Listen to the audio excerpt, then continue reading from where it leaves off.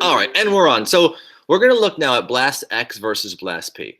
BLASTx, as you know, is translational. You're taking DNA and coding for protein.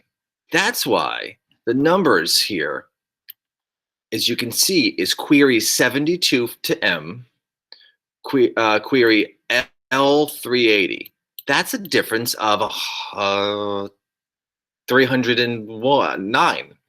All right, 380 minus 71 equals 71 because you're actually subtracting 72 is 309. And then you divide that by 3 because codons are triplets. And you get, and that equals 103, which just happens to be the length of your hit. All right. So your hit is subject to 1, M, to leucine 103. So you can see BLASTx is showing you translated on the codon chart, mRNA to protein. Now it doesn't always work this nicely. This works out really nicely. This is the perfect, perfectly divisible by 3. It doesn't always work that way.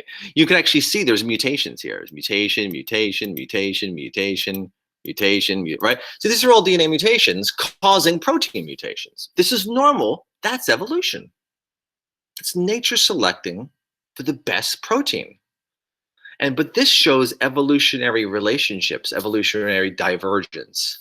And as a scientist, we have a high mathematical support for this because our E values are so tiny, -48. Now look at BLASTp for a second. BLASTp is much easier. Look at BLASTp. M1, your protein M1 matches their M1. Your leucine amino acid in your protein 103 matches their leucine 103. They meaning, what do I mean by there? They meaning this protein in Asparagus officinalis glutaredoxin. So your query, your protein coded for by PC1, which is from duckweed, matches glutaredoxin in Asparagus officinalis. Your one matches their one. Your leucine 103 matches their leucine 103. How perfect is that, right? There's 0 gaps. This is clear cut. Again, it's not always this nice and easy.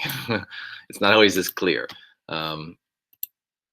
Okay, so that's BLASTp, BLASTx. BLASTx is translational, DNA to protein. BLASTp is just protein to protein. BLASTx is translational, DNA to protein. BLASTp is protein to protein.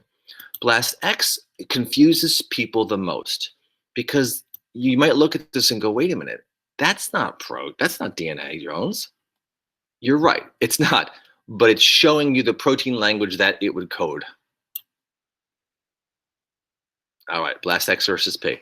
I'm going to stop the recording there.